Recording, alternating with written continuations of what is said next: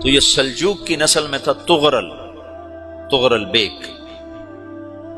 446 میں آ کر شیعوں کی حکومت کو ختم کیا تغرل بیگ سلجوقی نے۔ سلجوق مسلمان ہوئے تھے محمود غزنوی کے دور میں، سلجوق ان کے بڑے کا نام تھا۔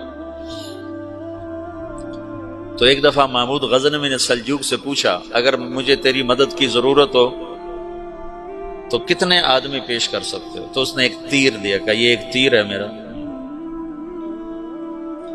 کسی کو یہ تیر بھیج کر میرے علاقے میں بھیج دو تو چند گھنٹوں میں 1,00,000 تلواریں تیرا پیرا دینے کے لیے تیار ہوں، میرے پاس اتنی طاقت ہے۔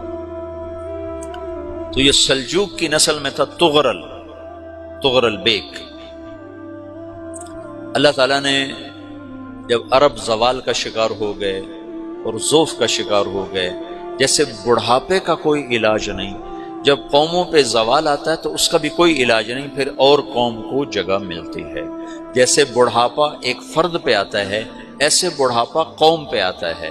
قوم کا بڑھاپا جوانی میں نہیں لوٹ سکتا، جیسے فرد کا بڑھاپا جوانی کی طرف نہیں لوٹ سکتا، قوم کا بڑھاپا جوانی کی طرف نہیں لوٹ سکتا، کوئی علاج نہیں، نئی نسل کا آنا ہی علاج ہے۔ تو عرب دھل چکے تھے، 600 سال بہت ہوتے ہیں حکومت کو، اپنی صفات گم کر چکے تھے، اب نئے خون کی ضرورت تھی۔ تغرل بیگ پہلا شخص تھا جس نے آ کر اہل سنت والجماعت کو استحکام بخشا، شیعوں کی حکومت کو ختم کیا، بغداد سے، شام سے، ان سارے علاقوں سے۔ صلاح الدین ایوبی نے اسماعیلی شیعہ کی حکومت کو ختم کیا، مصر۔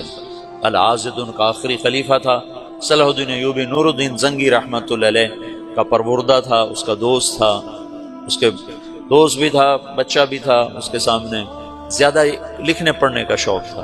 پھر اللہ تعالیٰ نے اس سے کام لیا اور اس کو مصر کا گورنر بنا کے بھیجا، مصر کی مدد کے لیے بھیجا۔ تو وہاں اس نے صلاح الدین ایوبی نے وہاں ختم کیا، تغرل بیگ نے یہاں ختم کیا۔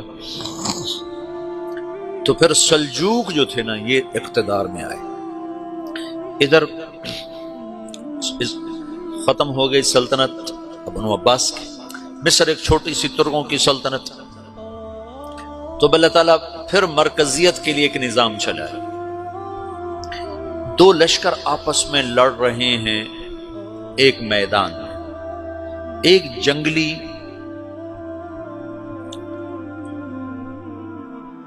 بدوؤں کا قافلہ، جنگل کے لوگ اپنے قبیلے کو لے کر، ایک جنگلی قبیلہ اپنے سردار کے ساتھ نقل مکانی کر رہا ہے ایک جگہ سے دوسری جگہ۔ اللہ کا نظام کہ یہ لوگ چلتے چلتے چلتے اس وادی میں پہنچ گئے جہاں جنگ ہو رہی ہے، دو لشکر آپس میں لڑ رہے ہیں۔ جب یہ وہاں پہنچتے ہیں تو ایک لشکر کے قدم اکھڑ رہے ہیں اور دوسرا غالب آ رہا ہے۔ ان کو نہیں پتا شکست کھانے والے کون ہیں اور فتح پانے والے کون ہیں، ان کو نہیں پتا۔ اس جنگلی قبیلے کے سردار کا نام بھی تغرل ہے، تغرل۔ تو یہ سردار کہتا ہے جو شکست کھا رہے ہیں ان کی مدد کرو، کچھ پتہ نہیں کون ہے، کہتا جو شکست کھا رہے ہیں ان کی مدد کرو۔ تو 400 وحشی جنگلیوں نے فاتح لشکر کے پیچھے حملہ کر دیا۔ وہ تو ایک کافی ہوتا تھا، 400 دوڑ جب تلواریں پڑیں تو چند لمحوں میں نقشہ بدل گیا، بھاگنے والے جم گئے اور جمنے والے بھاگ پڑے۔ جب جنگ ختم ہوئی تو شکست خوردہ لشکر کے بادشاہ نے ان کو بلایا، اسے پوچھتا ہے مجھے جانتے ہو میں کون ہوں؟ کہا نہیں۔ کہا تو تم نے میری مدد کیوں کی؟ کہا انسانی ہمدردی کی وجہ سے، تمہیں شکست ہو رہی تھی اس لیے تمہاری مدد کی۔ پھر اس نے اپنا تعارف کرایا، میں ہوں سلیمان سلجوقی، ترکی کا بادشاہ۔ مسلمانوں کا لشکر تھا اور تاتاریوں سے شکست کھا رہا تھا۔ تاتاری فتح پا رہے تھے، مسلمان شکست کھا رہے تھے، تو وہ اللہ کی غیبی مدد بن کر آئے۔ تو وہ اس سے کہتا ہے میرے ساتھ رہنا پسند کرو گے؟ تم نے میرے اوپر احسان کیا ہے، میں اس کا بدلہ دینا چاہتا ہوں، میرے ساتھ رہنا پسند کرو گے؟ کہنے کا کر لوں گا۔ تو اس نے اس کو لے کر ترکی آیا، اور استنبول اس وقت روم کی حکومت میں تھا، اسے فتح کیا اس تغرل کے آگے چوتھے پانچویں پڑپوتے محمد فاتح نے۔ تو یہ استنبول ہے، یہ ترکی ہے، بیچ میں ایک چھوٹا سمندر ہے، یہاں ایک جاگیر ہے۔ تو سلطان سلیمان کہتا ہے یہ جاگیر تجھے وقف ہے، ادھر سے رومی مجھے تنگ کرتے ہیں حملے کر کر کے، تو میرا دفاع کرتے رہنا، یہ جاگیر تیری۔ اس جاگیر پہ اس نے اپنے قافلے کو آباد کر دیا، اپنے قبیلے کو، اور ایک چھوٹی سی حکومت بنا لی، جو ایک صوبہ سمجھو، سلمان سلجوقی کا وہ ایک چھوٹا سا صوبہ ہے۔ وہاں جب یہ رہ پڑا تو پھر یہ ایک شیخ کے بیعت ہوتا ہے، وہاں شیخ طریقہ ہے، ان کے یہ بیعت ہونے جاتا ہے، وہ اس کو رات اپنے پاس ٹھہراتا ہے، تو ایک کمرے میں ان کو ان کا خادم ٹھہراتا ہے۔